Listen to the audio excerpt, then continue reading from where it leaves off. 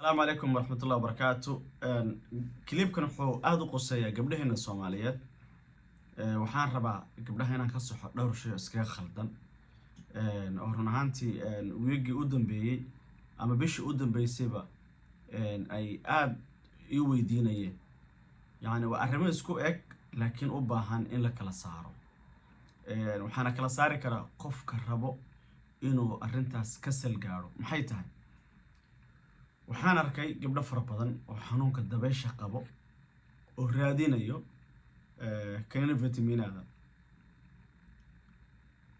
vitaminada ay raadinayaan. waa sax inuu qofku vitaminaadka si inuu dhiso u qaato waa number 1 noloshaada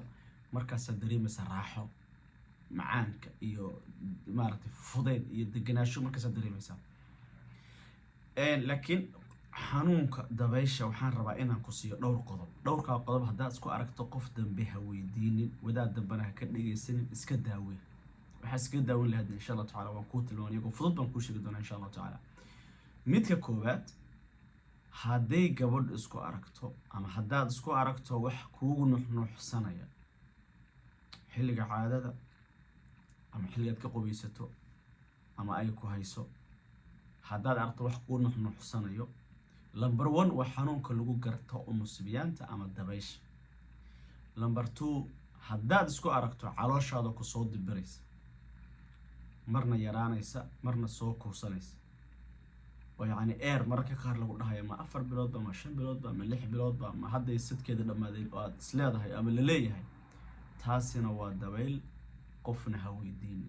iskaga daaweyn lahayd wana falowgeeda gasho number 3 haddaad isku aragto inta badan burooyinkuna way keenaan vitaminaadkaaguna marka ay low yihiin way keenaan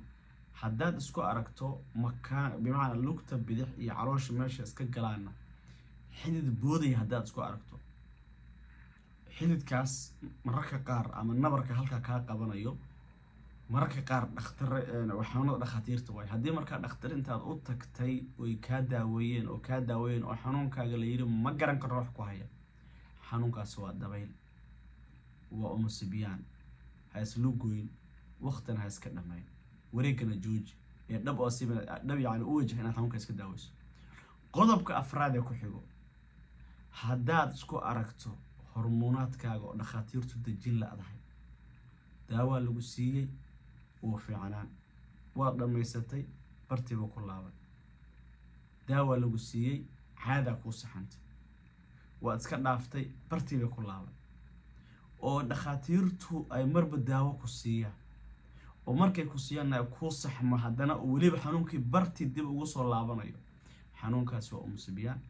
waxba haslu goyn xanuunkaaga inuu wajahdo qodobka shanaad ee ku xigo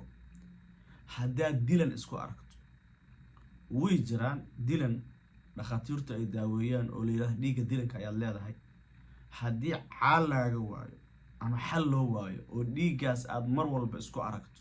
yani waxa kale dilitaankaas markasta aad isku aragto dadka qaar baa waxay ku leeyihiin 4 ilmood ba iga dilmay 5 ilmood ba iga dilmay dhakhaatiirtuna waxay leeyihiin wax ka khaldan male ilaahan ku dharshay qofkaas say ku dhici kartaa yani inuu cunug koobaad ka dilmo ka labaad ka dilmo ka saad ka dilmo ka afraad ka shanaad ka dilmo ilaahay baa horta qadara subhanahu wa ta'ala laakiin wali barti aad fadhido inaad wali barti fadhido oo dhakhaatiirtuna ay ku dhahan waxba ma qabtid oo aad dhibtay dhakhaatiirtiiba oo barti aad fadhido yani qofkaas maxaan dhihi karnaa sadarteed Allah waafajiyo tawfiiqda ilaahay baa iskale hadda markaas ku aragtid dilan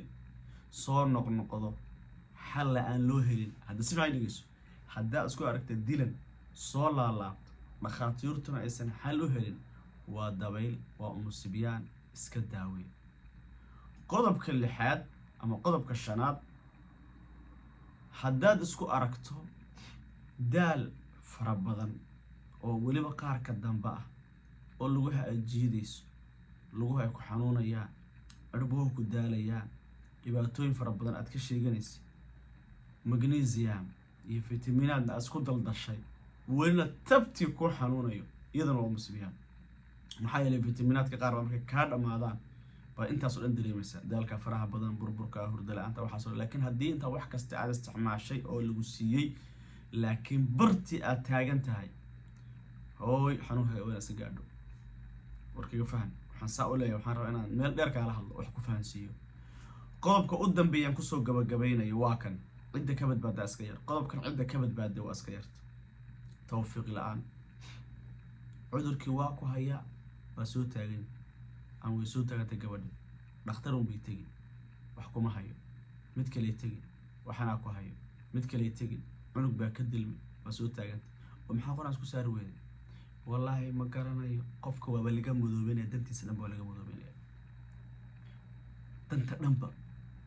shalay mixid baan waxaan ku kari lahaa gabar Soomaaliyeed war walaale waxay tiri waxay ahay xanuunka terrorka loo yaqaan waxaan ku leeyahay terrorka waa sax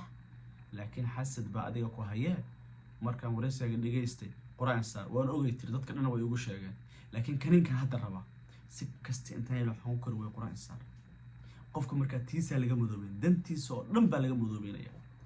maba suurta gali karto qofka inaa ka dhaadhiciso warka quraan saar markaas wuxuu ku leeyahay waa isa saaray marka weydiiso tiraahdo quraan tele bas wuxuu ku leeyahay maalin baa lagu dhameeyay maalin wadaad baa laba bari u saaray kaas quraan ma macna kaas cilaajin ma saadarteed xanuunkaaga waa inaad wajahdo كليبكنا جبر كستو الصوماليات قبلها إنه والله ثم والله يعني الدجال واحد كل صعره إله وين واحد كأوكسوية إلهي بأوك شياطين الإنس والجن قبلها الصومال وير بيكسو قادين خاصة قبلها الصومال وير بيكسو عرو عن يرين سادر تسال أبد بادو كتابك إلهي وهشو إسسار قرآنك إلهي سبحانه وتعالى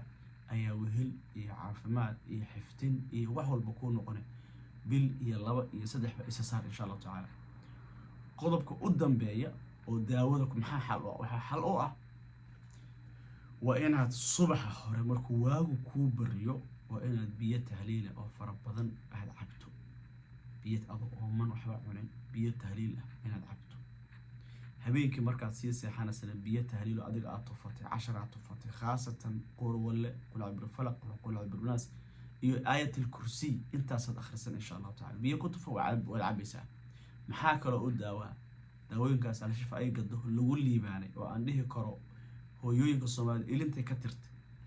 farxisan loo yaqaan ilintirta loo yaqaan gabadha qaadatay ay hor ka liibaanto illa mar raxima rabbi mahan